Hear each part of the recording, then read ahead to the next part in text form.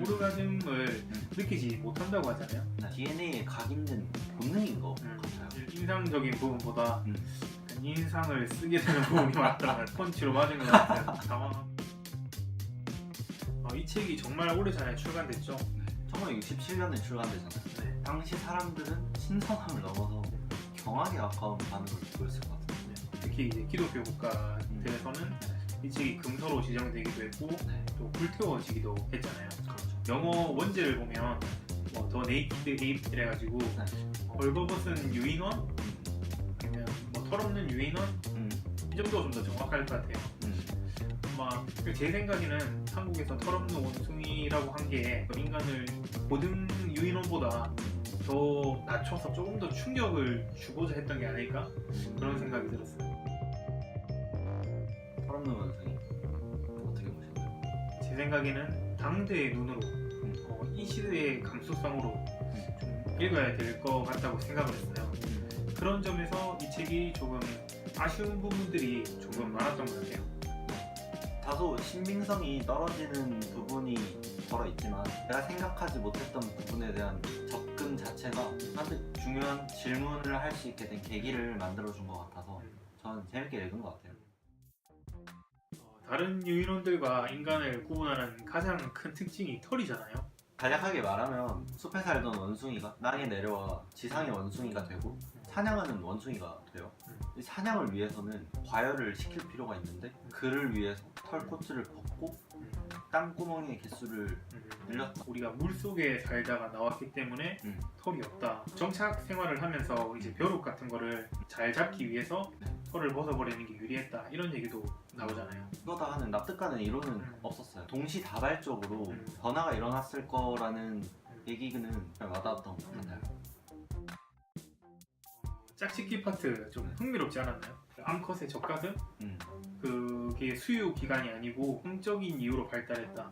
또 코나 귓불 같은 경우도 해부학적으로 보면 좀 불필요한 부위다. 이게 다 성적인 섹스를 더 섹시하게 만들기 위해서 발달한 기관들이다. 이런 얘기를 하잖아요. 신체 접촉이 성적인 행위의 일부가 됐기 때문에 낯선 사람과 스치기만 해도 사과를 하고 부위가 민감해질수록 사과의 강도도 높아진다는 부분이 흥미로웠던 것 같아요. 다른 원숭이들은 특히 암컷의 경우에는 그 성행위로 인한 쾌감? 오르가즘을 느끼지 못한다고 하잖아요.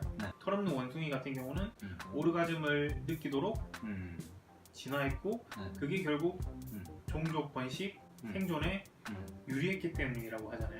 스치기만 해도 사과한다는 의미도 여기서 파생된 말이기도 하고 공중도덕이라는 게 그렇게 만들어진 건 아닐까?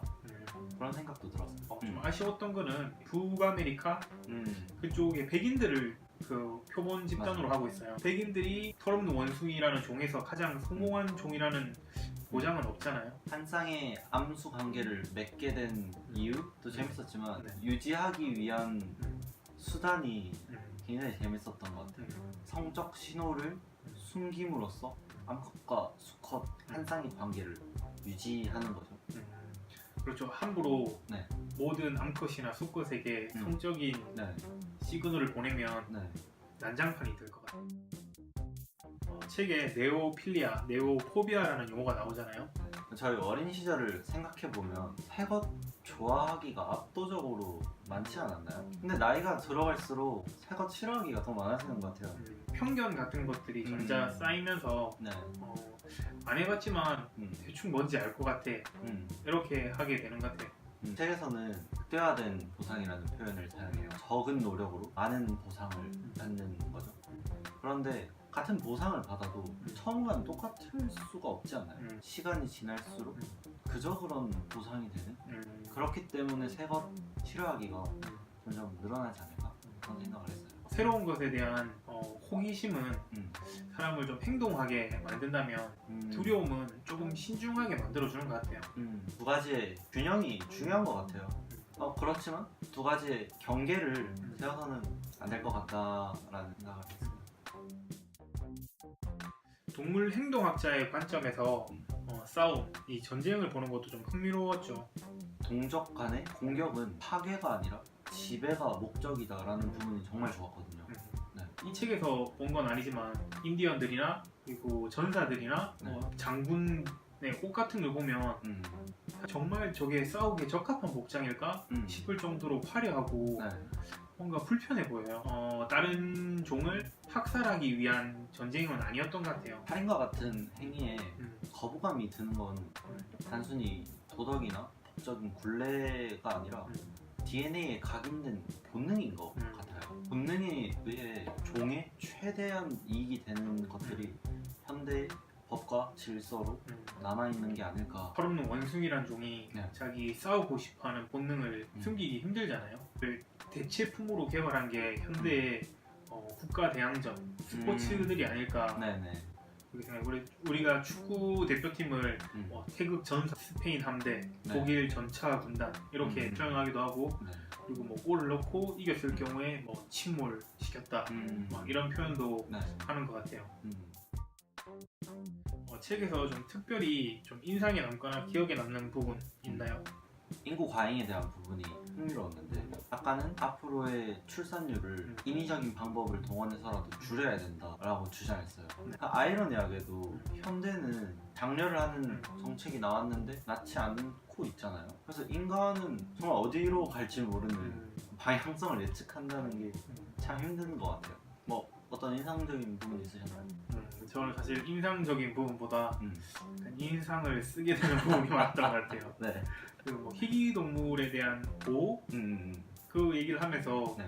젊은 사람들까지 희귀 동물 보호에 더 관심을 쏟게 된 거는 핵무기의 개발 때문이다. 이렇게 얘기하는 부분이 있었는데 네. 정말 핵펀치로 맞은 것 같은 당황함을 느꼈던 것 같아요. 마지막으로 얘기하고 싶은 부분 있나요? 지금 살아가는 우리는 DNA를 보존하고 유지하고 종족을 번식하고 이런 거에 삶의 의미를 두진 않잖아요.